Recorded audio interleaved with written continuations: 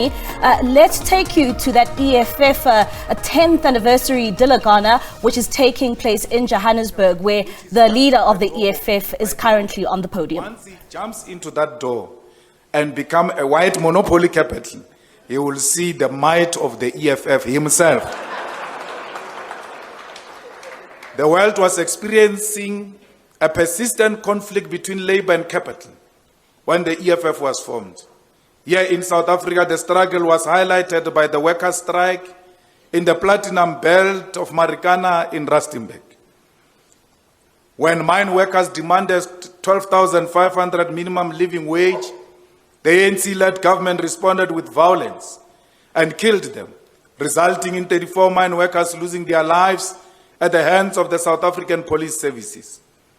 This event left an unforgettable mark on our collective consciousness. Marikana is a symbolic in so many ways. Just yesterday, we held a birthday celebration at Marikana Kopi to remind ourselves of the reason behind the formation of the EFF. Marikana represents not just the struggle between workers and multinational company, London Mine, but also the struggle between emerging black-owned business and established white-owned business.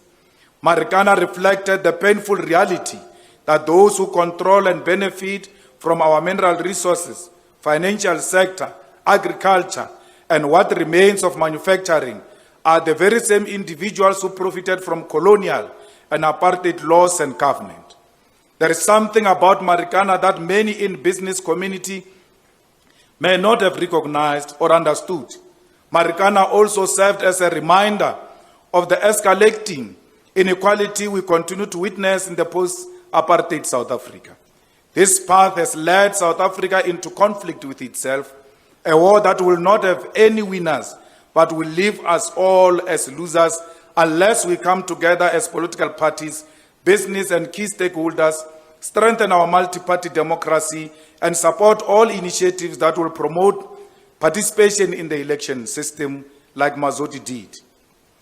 We survived this difficult moment because we were surrounded by pastors who surround us here today. Pastor Sololo, Pastor Koma, and Pastor Sephora, and many others came closer to us when it was not fashionable to do so. They kept praying for us when they saw us, and even on the phones, kept on sending us messages to tell us that we are in their prayers and we must continue the good fight. The EFF was formed around the same time when multiple studies had begun to label South Africa as one of the world's most unequal societies, where 10% of the population owns more than 80% of the wealth, with the color of one's skin serving as a significant determinant of which side of these numbers one found themselves on. More than 50% of the population is considered to be living in poverty, while 18.2 million people live in extreme poverty. Even the World Bank, which has often been protective of South Africa's mismanagement of economic policy, has now come out to confirm that indeed South Africa is the most unequal society in the world. This is a country that has the world's largest resources of platinum group metals, a country that has the capacity to produce 100% of cement and building material locally and can manufacture 80% of the steel the country needs from locally mined iron ore, chrome, and manganese. From the beginning, our failure as a nation to transfer wealth from the few minority whites to the majority of our people through meaningful participation in the economy has been influenced by patterns of land ownership.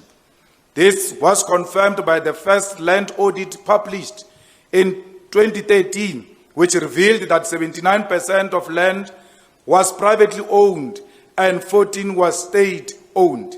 A second audit in 2017 further confirmed that whites owned 72% of farms and agricultural holdings by individuals, landowners, while Africans own a mere 4% of productive land. As we celebrate the EFF's 10th anniversary, it is important to appreciate that the material conditions have not improved for our people and many of the emerging businesses, and this is reflected in the numbers.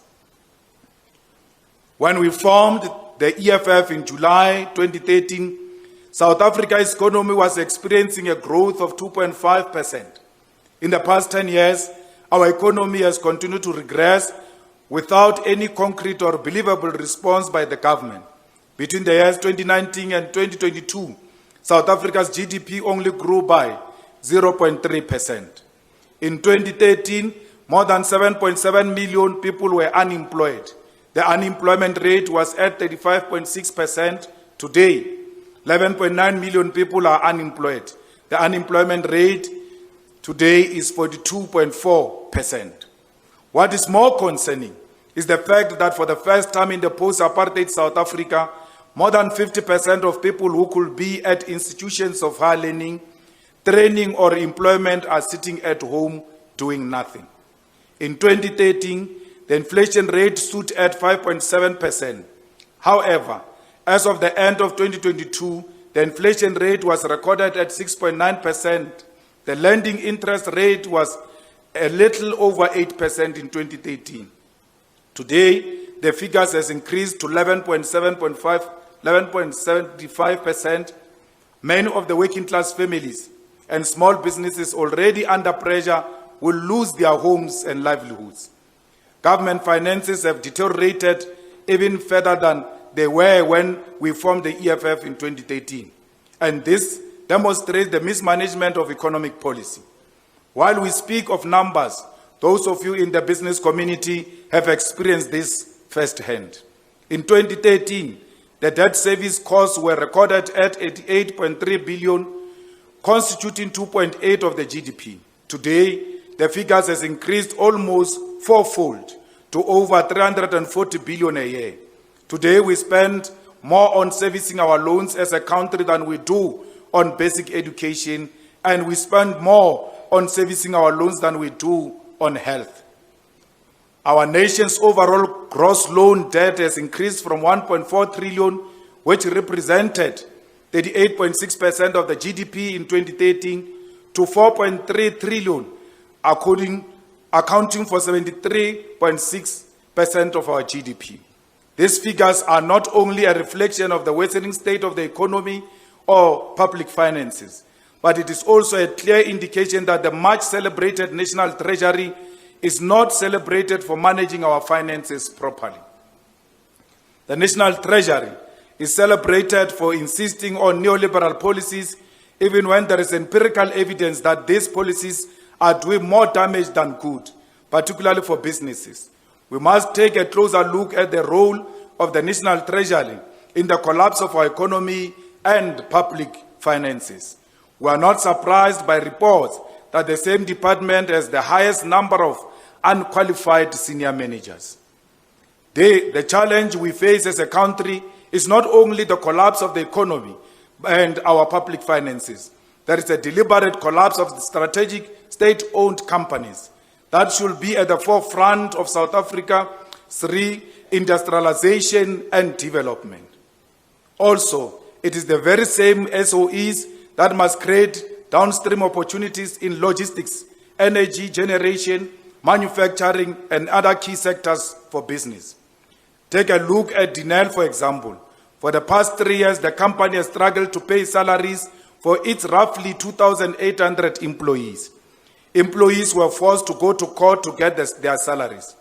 Even when Parliament approved an additional 3 billion in 2022, we were told that none of the new allocation can be used to pay workers' salaries. Instead, banks and loans were prioritized over workers who were losing their homes and were struggling to feed their families. When we formed the EFF in 2013, Denel was making 70 million profit and their revenue were close to 3.9 billion a year. All 4,200 employees were paid and were paid on time. Today, the staff is gone and revenue halved to 1.9 billion. In 2013, Transnet, I'm told Gama was supposed to, I hope he's here. Transnet used to make profit under Gama, who has joined us here today. Transnet was making 4.3 billion profit and had 50 billion in revenue. The company managed to remain profitable due to high port and pipeline volumes. There have been attempts to sabotage Transnet in order to justify privatizing the company. Today, we are informed that Transnet infrastructure, such as ports, is being privatized without any consideration for how this will affect small and emerging businesses. And I said to Gama, because he did good for our people when he was a CEO, they never got anything. Floyd never got anything. So when I say I must know, I also refer to Floyd. We are one thing. So I get, he gets. If I don't get, he doesn't get. So we never got anything, nothing. But I said to him, because he was a good man who did good for our own state-owned company, and he was victimized for being black and African in particular. I've said to him many times, if you need support of the EFF in terms of legal representatives, we are here to give you the best lawyers and will pay for them because you were a good servant of our people. And all those who came after you destroyed what used to be a pride of our nation. I hope Ngugai Toby or Advocate Rhodes know that a case that they will do for free is coming their way. Eskom is the lifeblood of our economy. Without electricity, we don't have an economy. Job creation is stifled, and for many people, putting food on the table becomes challenging. The Township Entrepreneurs Alliance conducted a survey earlier this year. It revealed that during load shedding periods, 64% of township small businesses ceased operations. Over 66% of businesses owners reported retrenching workers due to load shedding. NERSA increases electricity prices and attributes the rise to load shedding. The South African Reserve Bank increases interest rates, blaming load shedding. Stats SA reports that more than 11 million people are unemployed, attributing it to load shedding. Food prices surge and it's blamed on food security. In the midst of this crisis, there are people who are hell-bent on privatization of electricity generation for the sake of profits that will benefit only a few interested in quick profit. The premature closure of the Komati power station was not just misguided. It's the epitome of the industrial scale looting that is happening before us. This is the real state capture we are seeing today. If the Guptas did a state capture, they were playing. What we are experiencing today with Eskom makes Guptas look like a joke. Today, more than 300 people in communities near Camden, Grootvlei, and Hendrina, who were promised training as part of the so-called just transition when the Komati power station was shut down, are still waiting stranded, unemployed, and without income. But the collapse of the economy, public finance, and state-owned enterprises is just a symptom of a far broader systematic problem, corruption. When we formed the EFF, we correctly characterized South Africa as a kleptocracy. Every day we witness government leaders openly looting state resources, pursuing self-enrichment without shame, while the people of Hammanskraal lack access to clean water and drinkable water.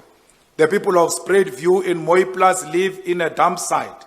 The residents of Stweta in Alexander are packed together like rats, and children in the Eastern Cape continue to use pit toilets, yet your state president goes and unveils Mandela's statue. Those close to political leaders will continue to grow richer and more corrupt because they know that their proximity to these leaders grants them immunity from prosecution. When we write questions in Parliament to probe questionable contracts and tenders, we are confronted with talk of confidentiality and classified reports. The victims of corruption are not only the poor. The business suffers the same fate when you institutionalize corruption and protect those in office from investigation and prosecution. Those with talent, hard work, entrepreneurial spirit will be overlooked. This is how you stifle innovation, hard work, growth, and societal progress.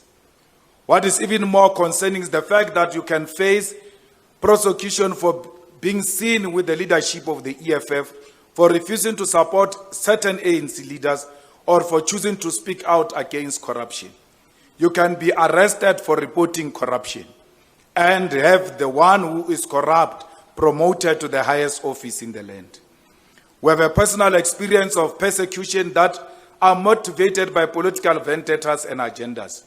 We are not speaking about things we know nothing of. We are aware of many young business people who have suffered the same fate and continue to suffer. This is the background against which we formed the EFF. To fully appreciate the journey we have traveled thus far, we encourage those who have not had a chance to read our founding manifesto to do so. It will give you a broader appreciation of what you have contributed to and continue to support. We do not only characterize the current political and economic condition of South Africa, we go even further. We offer concrete and practical solutions to many of the challenges facing South Africa. We understand that some in the business community might overlook the solutions the EFF proposes under the assumption that they will not benefit. However, a closer look will reveal that while we have unapologetically placed the working class, the poor, and the marginalized as the primary and immediate beneficiaries of our struggle for economic freedom, our strategic mission is to create a system that will guarantee meaningful economic participation for all, including the business community. Take, for example, our cardinal pillar number 1, land expropriation without compensation for equal redistribution in use. We maintain that all the land should be transferred to the ownership and custodianship of the state. Despite all the mischaracterizations and attempts to demonize this demand of many black Africans, this remains a bold move towards restorative justice and a path towards transferring wealth to the majority of the people. Many critics claim this will not work, that it will hurt business and South Africa will descend into chaos. But we disagree, and here is why. First of all, there is not the first time South Africa transferred strategic natural resources into the custodianship of the state in an attempt to address the colonial and apartheid imbalances. We have successfully transferred mineral and petroleum resources into the custody of the state in 2002. Today, you need a license to prospect and mine any mineral resources.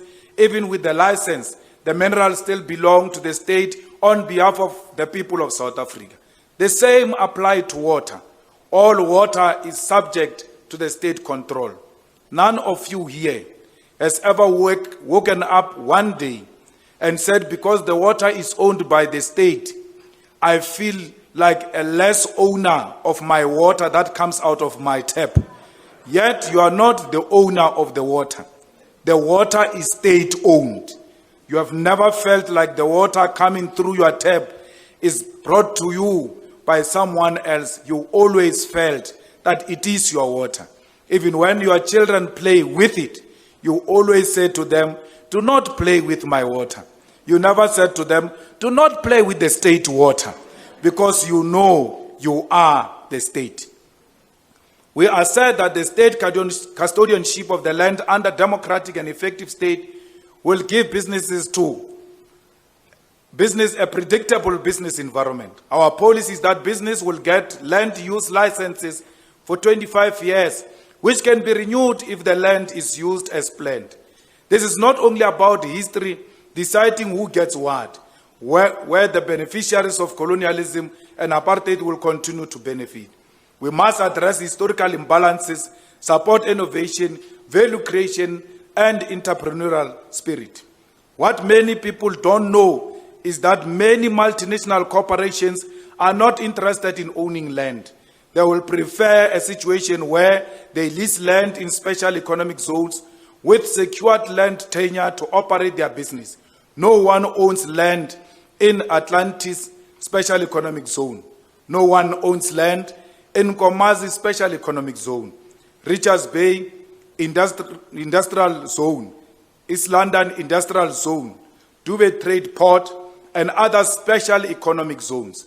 Those are multinational companies that have invested billions on that part of the land, yet they do not own the land.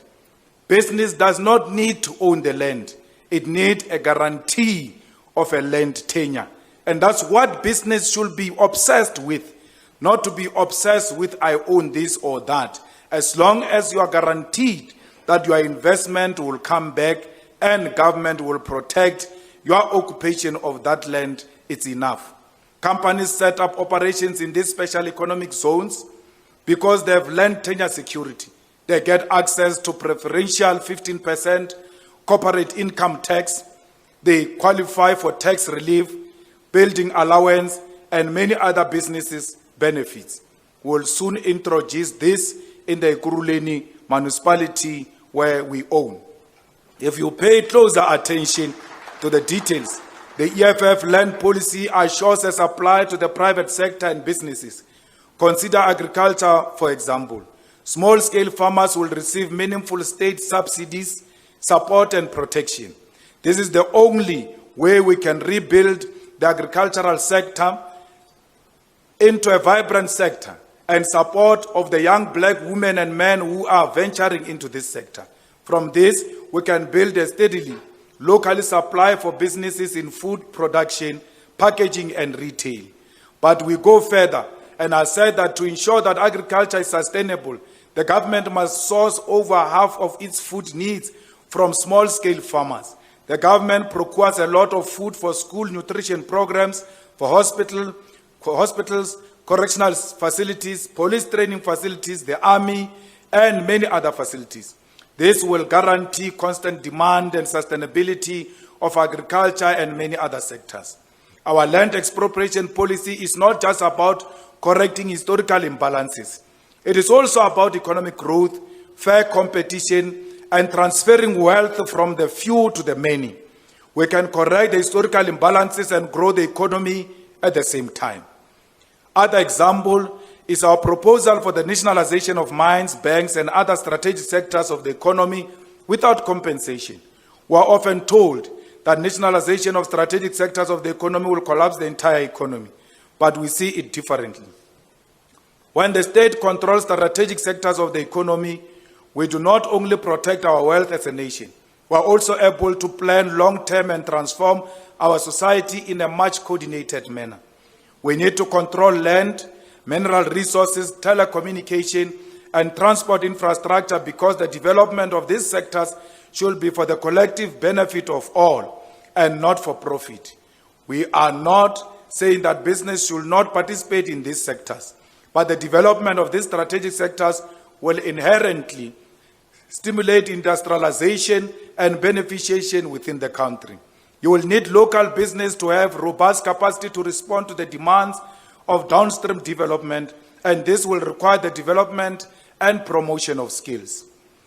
This is one of the many ways we can reduce the cost of manufacturing and incentivize many of the businesses that have relocated their factories to other parts of the world, such as China and India, where the state controls the development of strategic sectors of the economy for the benefit of industrialization and rapid economic growth. Like expropriation of land without compensation, nationalization of strategic sectors of the economy are very important to ensure that all of us benefit and not only the politically connected few. When we arrived in Parliament in 2014, members of Parliament were not aware that legislation did not permit state-owned companies to apply for commercial bank licenses because of how the Bank Act of 1990 is structured. It was the EFF Banks Amendment Bill we tabled in May 2018, which today allows state-owned companies to apply for a full commercial bank license and operate like mainstreams, banks like FNB, Standard Bank, Absa, and other commercial banks. We also introduced the South African Reserve Bank Amendment Bill to nationalize the central bank. Once the bill is passed, we should be able to have a much more frank debate about the mandate of the central bank and how its mandate should be broadened beyond protecting the value of money, but also to support employment, transformation of the financial sector, and ensure that black people can create their own financial institution that transfer wealth to the majority of our people. We really don't understand as to why are the banks, commercial banks, opposed to the state owning a bank. Because in everything where you find a private sector, there is a state ownership. Let's go to hospitals. There is a state-owned hospitals. There is private-owned hospitals. Let's go to schools. There is state-owned schools. There is private-owned schools. They still make profit even when they are state-owned schools and state-owned hospitals. Their profit has never been affected by the ownership of the state on any sector of the economy. Yet they oppose the ownership of the bank by the state.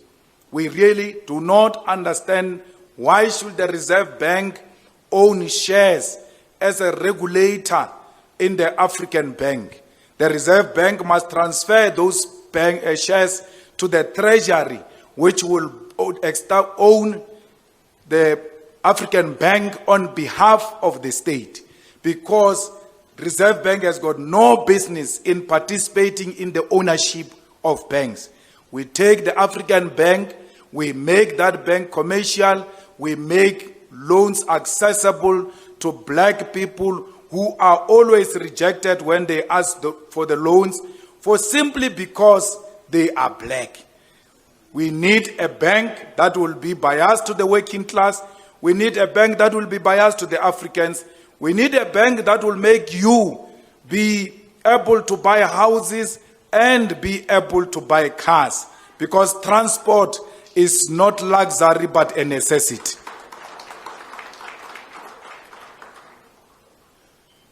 Fighters consider the cardinal pillar on building state and government capacity that will lead to the abolishment of tenders, for example. The business stands to benefit. We don't want businesses that are bloody suckers from government. We need businesses that are innovative. Why should there be a tender to buy toilet papers? These people who work in government do not know where toilet papers are sold. We need to build a state capacity to go and buy toilet papers. Why should there be a tender to clean when there are so many mothers of ours and fathers who clean every day at home without a tender? But when it comes to government, a tender is required for people to be hired to go and clean. Why should there be a tender to put a toilet? Because the villagers dig toilets every day without a tender. But when you come to Ikuruleni, there is toilet tender that is given out instead of empowering communities with the necessary equipment to do and build their own toilets. It is these unstrategic things which lack innovation that leads to corruption. Why must you be known that you are a tenderpreneur? There are people who have been in the toilet business for some time without tenders, because they don't rely on tenders. They make sure that it's not only about the toilet, it's about everything else that goes with the hygiene that comes with the toilet. And as a result, they've made it in business by supplying toilet to private individuals, to business without tenders, by making sure they are innovative and creative. But these ones who are saying they are opposed to the EFF policy on abolishment of tenders is because they've got nothing to offer except the political connection. And that is corruption, and EFF requires no such business people who thrive through corruption.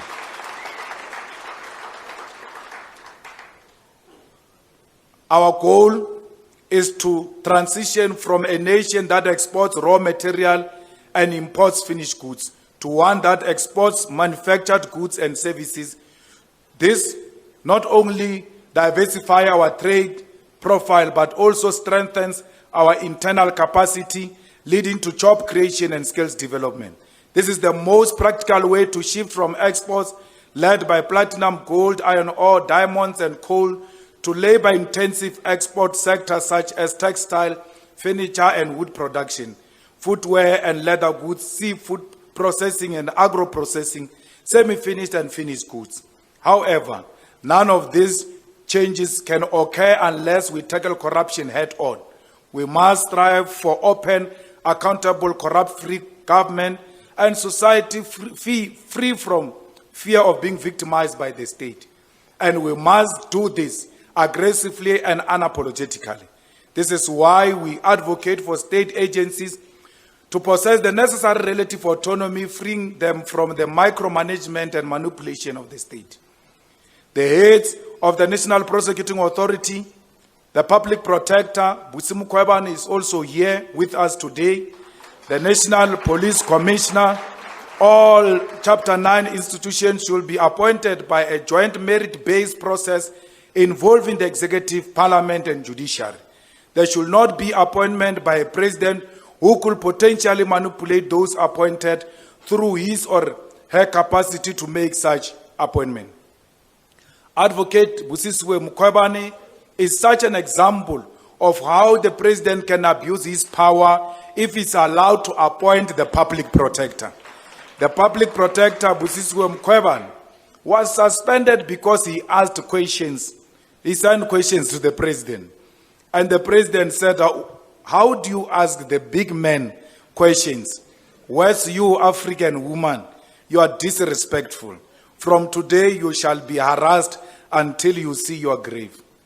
Worry not, African woman. We are here with you. We will travel this journey with you until you are vindicated. One day, history will absolve you. Commissars, fighters, and friends, reflecting on our journey and vision for the future of South Africa, it's important to acknowledge some of the milestones we have achieved, guided by the founding non-negotiable principles. When we arrived in Parliament, ANC members didn't know anything called illicit financial flows. Every time we spoke about illicit financial flows, they used to pull us aside. Can you explain this thing? That's when we suggested in Parliament, can we please have a joint workshop on illicit financial flows by the Portfolio Committee of Trade and Industry and Standing Committee on Finance in May 2015.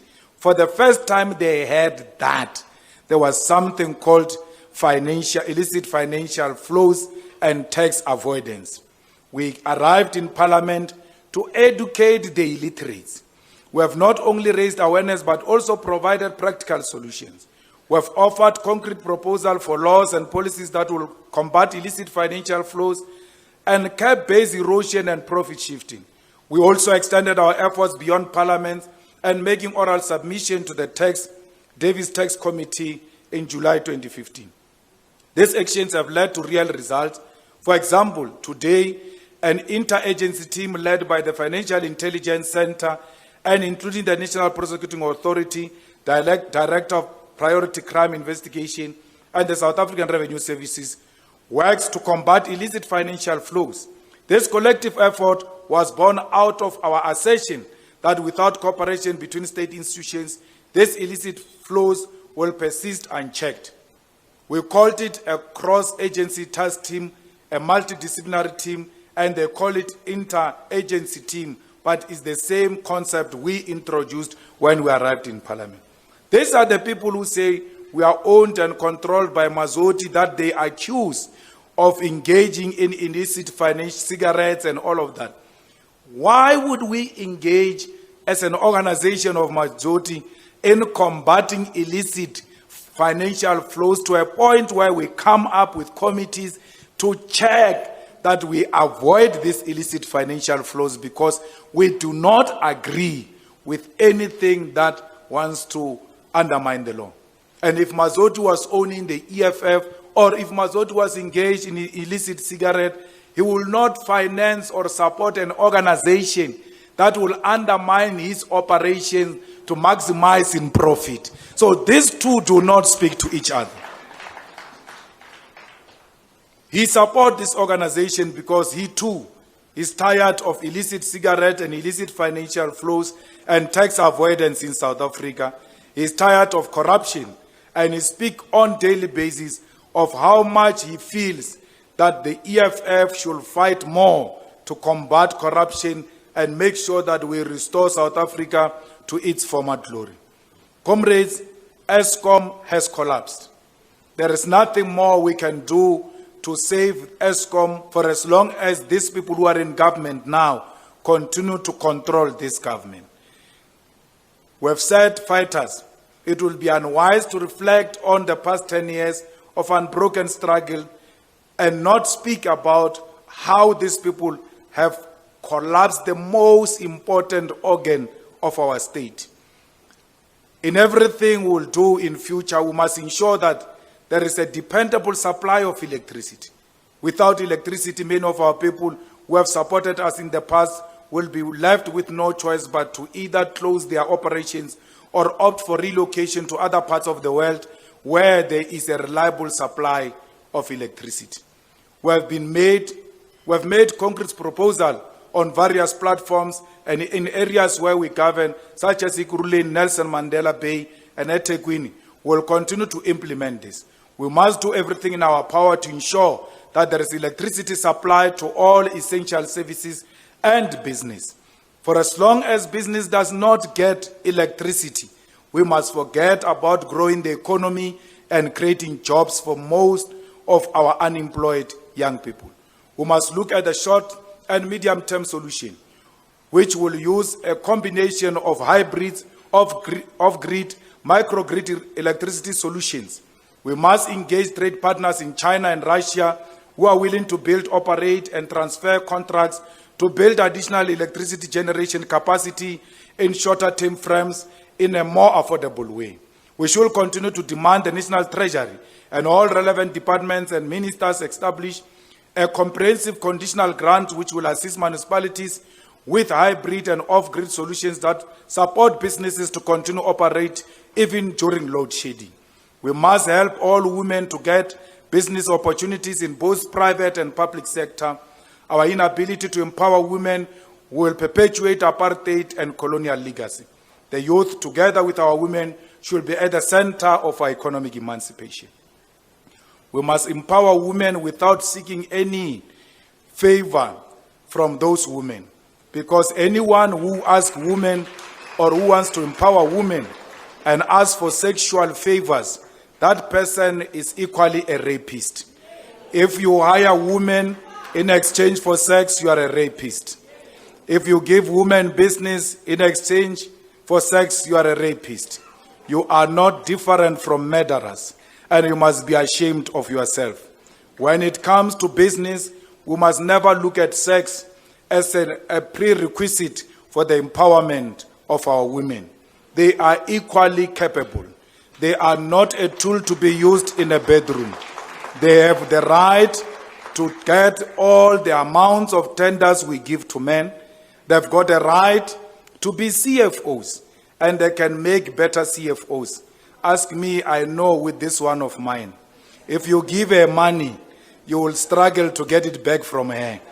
You give her money and say, this is your money. She puts it and asks you for more money for food at home. And you say to her, what do you mean? Because I just gave you money. Oh, I thought it's mine.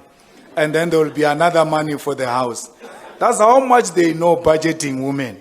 They will sort all these problems for us. Because where women lead, they lead better. And that's what this corrupt and collapsed government needs today. Capable women who can take our government forward. Comrades. All right, that is EFF leader Julius Malema there, reflecting on the 10 years of the existence of the EFF and, of course, speaking there at the EFF's fundraising gala dinner. This is, of course, the second last event before that big celebration, which will be taking place on Saturday. Tomorrow, there'll also be another engagement in Pretoria where they will be having a diplomatic breakfast. But basically, Julius Malema there, the leader of the EFF, just talking about a number number of issues in the country, reflecting on the problems of poverty, inequality. Also, they're talking about state-owned enterprises, also saying that there is a deliberate attempt to collapse state-owned enterprises. But of course, saying that the issue of state capture and looking at Eskom, saying that the real state capture is what we are experiencing with Eskom. But of course, you will continue to see many other engagements of the EFF, as you have seen throughout this month, until the big celebration, which will be taking place at FNB Stadium